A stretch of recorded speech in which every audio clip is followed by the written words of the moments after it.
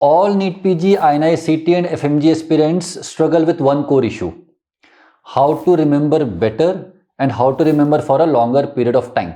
One of the commonest messages that I get goes like this: Sir, I am studying physiology for the last 4 days and I am able to answer most of the questions. But when I try doing the questions from ENT that I studied 2 weeks back, I struggle a lot. I am not able to remember the facts, and even when I look at the notes, it feels as if a lot of it is new.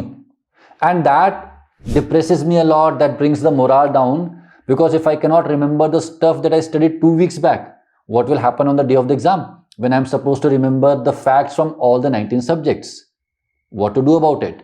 So this is a problem that almost everyone faces, and there has to be a solution. But before we talk about the solution, let us understand the problem better. A German psychologist, Hermann Ebbinghaus, did a pioneering study on memory, which is very relevant for anyone who is preparing for an entrance examination. His study led to the concept of the forgetting curve. Let me show you this forgetting curve. This is Hermann Ebbinghaus Forgetting Curve. Basically, it tells you how much information are we able to retain as the time passes.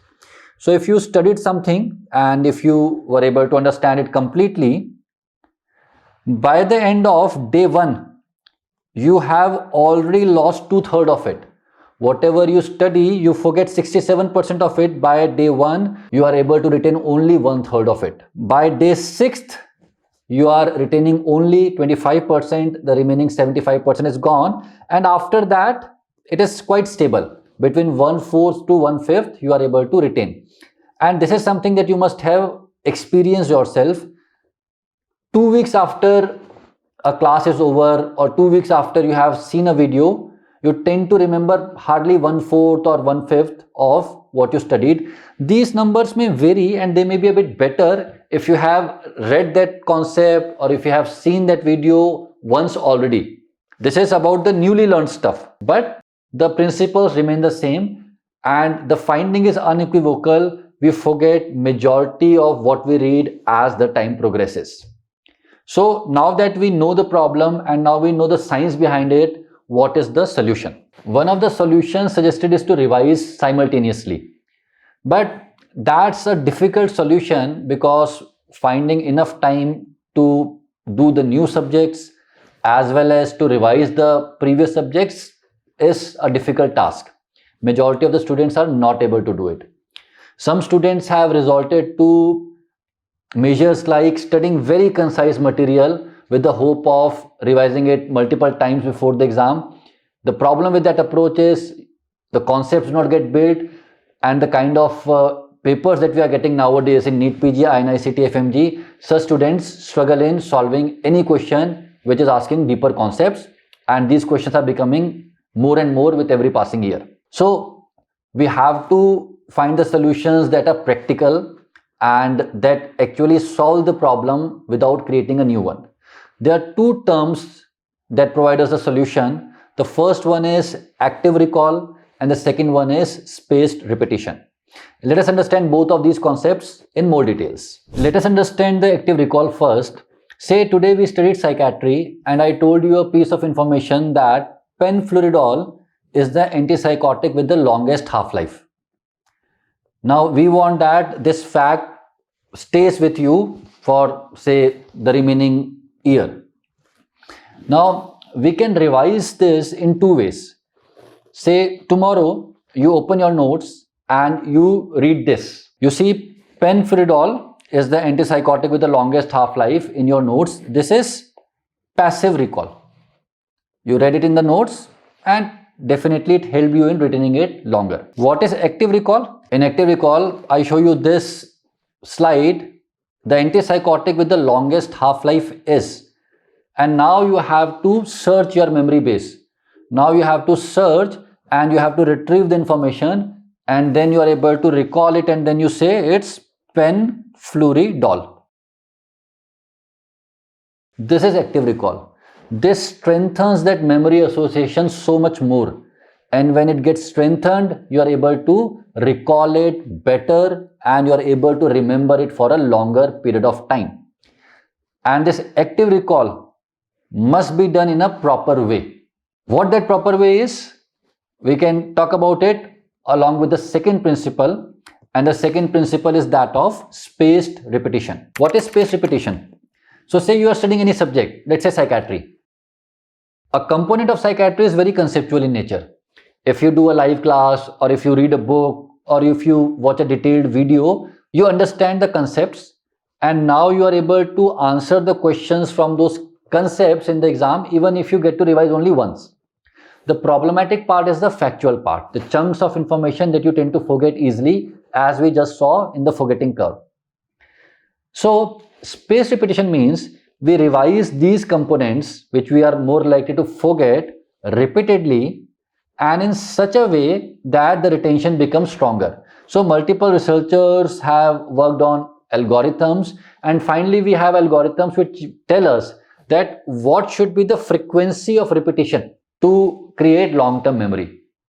So this is spaced repetition. Spaced because we revise the same thing in a particular manner on specific days, and repetition because we are doing it repeatedly. So active recall and spaced repetition, these are the two concepts. How do we use these two concepts, and does it actually help us in retaining the information better? This I will show you with the help of a graph again. Now let's see what happens when we use spaced repetition with the help of a graph. So look at this graph. The dotted red line shows us the uninterrupted forgetting curve. So we know that when we don't revise, we tend to forget almost 2/3 of the information by the end of day 1, and almost 3/4 of the information by the end of day 6, right? There's a steep decline. Now say you do the first revision on day 1. What happens? You had forgotten almost 2/3, but now with the help of revision you again get it back. Then you do the revision on day 2. Again you were forgetting something. This time you forgot lesser because the information was not completely new. So as you can see, the loss of information was not as much, and you also recovered it faster. And then you can start spacing it out. You can do the next repetition on day 4, then next on day 18, maybe next on day 30. So in this way, what you do, you are able to revise it in a spaced way, but you are ensuring that you are able to retain almost everything that you studied. Now it's practically impossible to revise everything every day. So that is why we need this spaced repetition. At the same time, this spaced repetition also cannot be the same for all the facts. Say there is a fact that you know very well. You don't need to revise it as frequently. And there is a fact that you keep forgetting. You have to revise it more frequently. That is why this algorithm works well, but it works even better when we are able to apply it in a differential format on different pieces of information. Now, when you put the principles of active recall and spaced repetition together and apply them in the context of our entrance examinations, you get the perfect solution, the flashcards. Now, flashcards have been used by students all across the world for the preparation of USMLE exam. In fact, many studies on the effectiveness of flashcards come from the USMLE aspirants only. And the studies show that those who use flashcards regularly end up getting scores which are significantly higher than those who do not.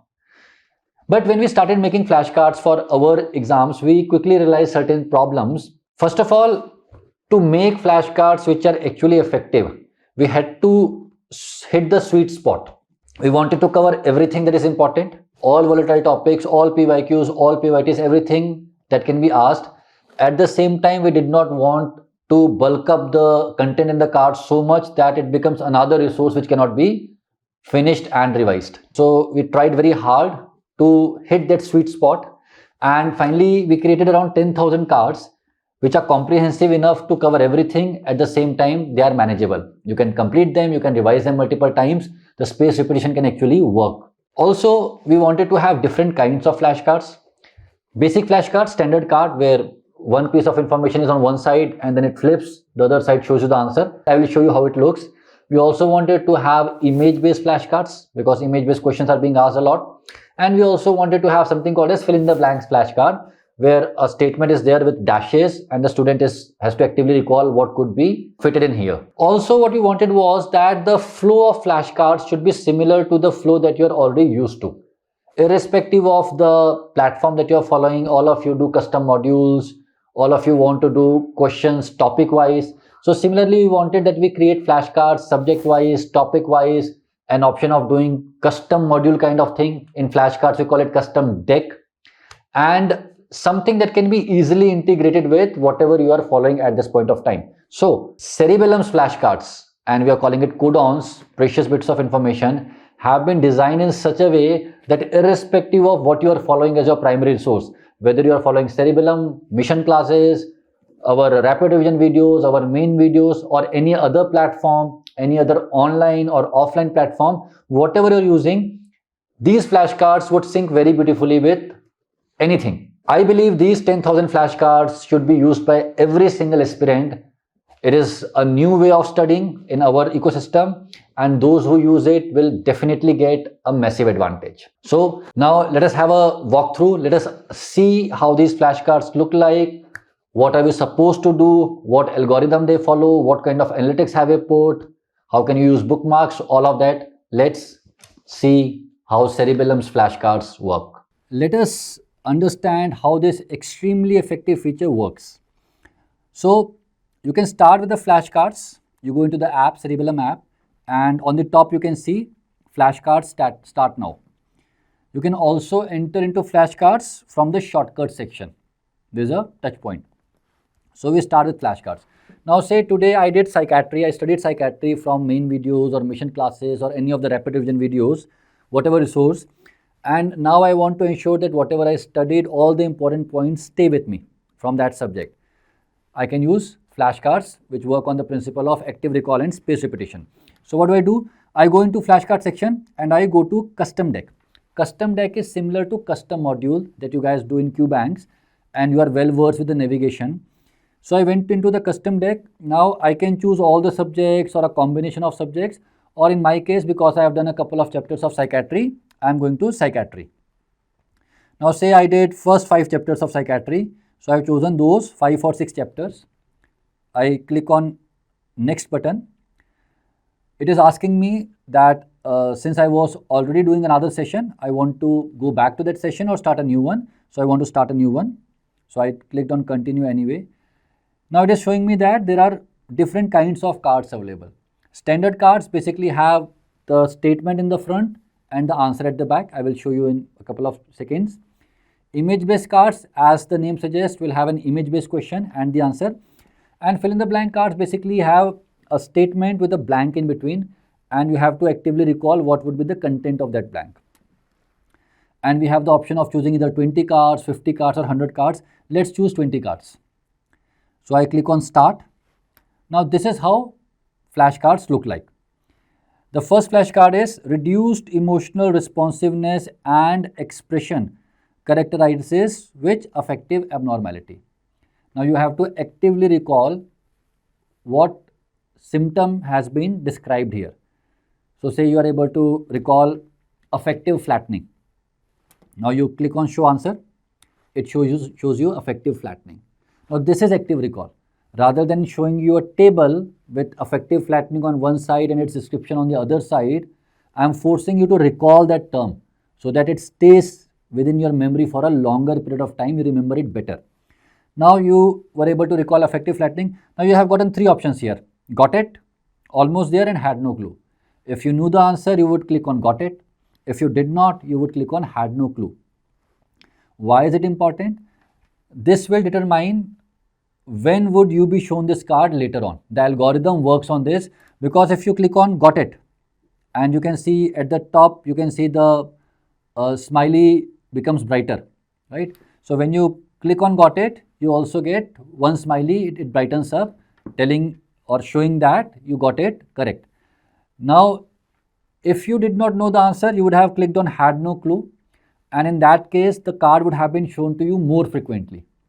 And if you know the answer and you click on got it, gradually the algorithm understands that you know this piece of information, and it starts decreasing the frequency with which it is being shown to you. So we go to the next question or next card.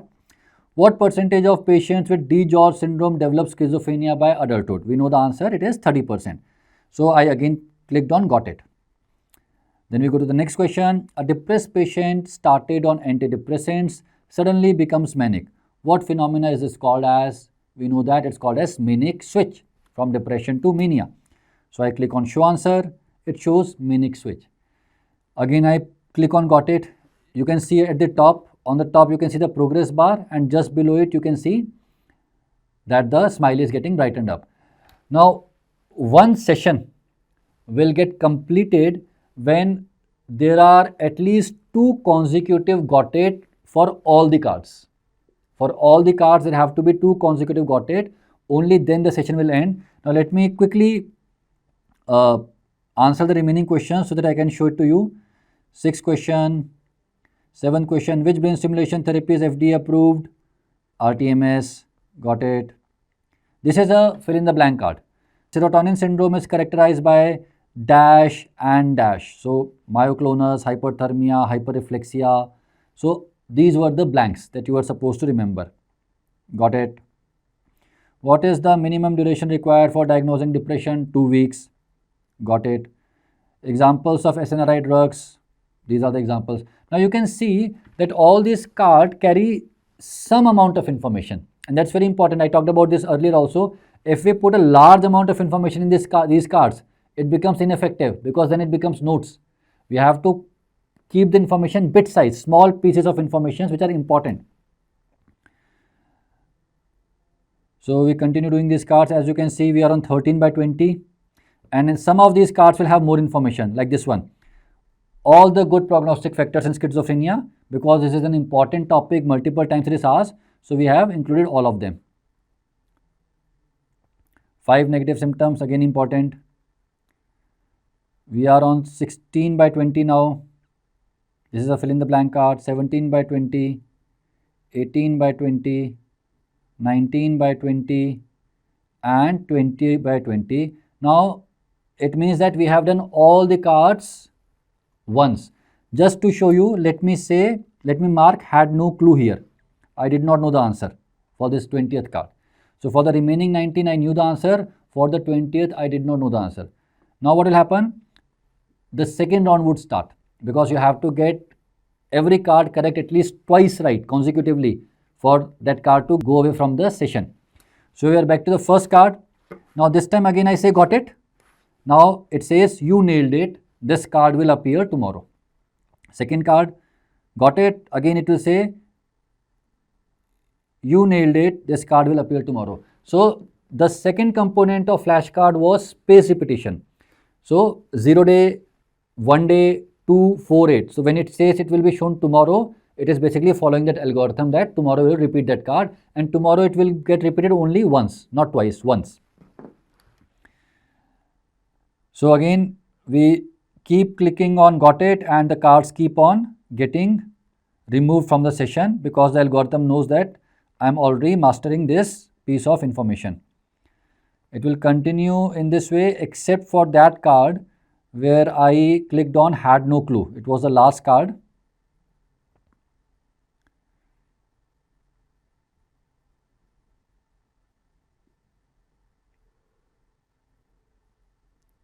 Alright, so the last card is here. Now this one I had clicked had no clue, so none of the smileys appear to be brightened.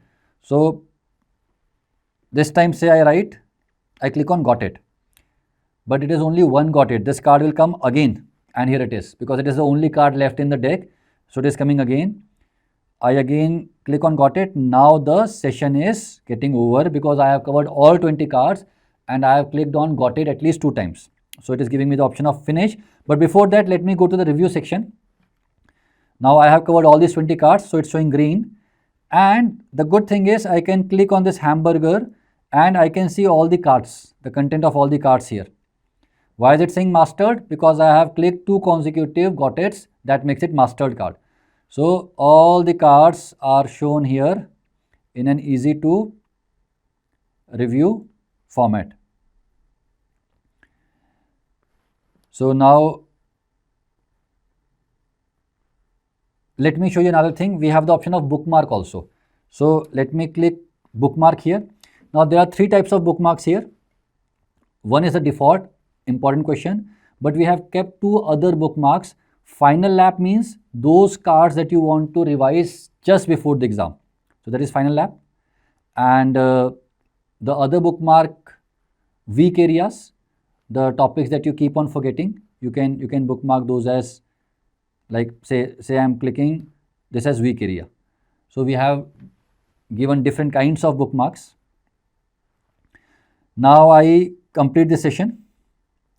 Yes. So this is the overall summary. Now let me show you the analytics. So these are the flashcard analytics. So I have practiced 297 cards till now. 0 aced, 297 in progress, 0 googly. What is the meaning of aced and googly? So if you get 5 got its on any card consecutively, if you know the answer of the card consecutively for 5 times, then it becomes an aced card, which means you know the information in that card very nicely. So what will happen now? Now the algorithm will start showing you that card very infrequently, because we want to show you the cards that you're forgetting. And what is googly card?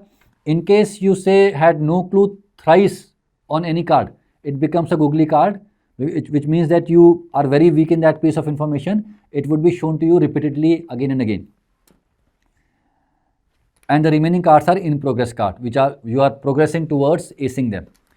These are the flashcard analytics. As you can see, it shows you momentum, highest number of days when you did flashcards every single day. Current momentum, currently how many days are you continuing with the streak? Cards done today are 48 here. Time spent today 11 minutes. 1 session length it shows, and average time per card. This is for all the cards. And you can also look at the study activity. The days on which I have practiced flashcards would be shown in blue, and darker the blue is, it means that more cards you practiced. You can see overall number of cards, how many are remaining, and you can also see your performance subject wise, right? And if you want to access only the bookmarks, you go to the bookmarks, and here it shows we have got 3 important bookmarks in psychiatry, 2 for your weak areas and 3 for your final lap. And you can also practice these bookmark cards separately. You can practice them or you can review them. If you put them on review mode, it will show you the answer also. In practice mode, you can click on it and it will show you as a flashcard only, right? So this is how flashcards practice is going to feel like. And then you can also see scheduled deck, or it could also show as today's deck. So basically the algorithm of spaced repetition, using that whatever cards are due today, they will be present here. So if you want to do any session on your own, you use the custom deck, otherwise you use the scheduled deck or today's deck. So students, this is the way we have to use flashcards. In our Indian NEETPG exam or INICET or FMGE exam preparation, this is a new concept. This concept was being used in USMLE preparation for many years, but students who are going to use it today are definitely going to get benefited more. As I said, that almost 15 to 20% marks increase has been observed in the students who use flashcards regularly. So very strongly I'm going to advise you that use this tool. It is based on hardcore science, it is effective, and it is going to bring a significant difference to your final score and final ranks. So if you are a Cerebellum mission plan student, you will get it complimentary. It is not separately charged. If you are not a student of Cerebellum mission plan, you can purchase only flashcards. It has been priced at 3,999 in the beginning as an introductory offer, and there are coupon codes. Students who are our BTR students in Cerebellum, they can use the coupon code to get, I think, additional discount. And then you can also use the codes provided by the counselors at Cerebellum or the essays to get certain discount. And yeah, so that's about it. So this is a very effective addition to your preparation. Whatever you are doing, continue doing that, but reinforce that preparation using flashcards. it's going to give you great returns. Thank you. All the best.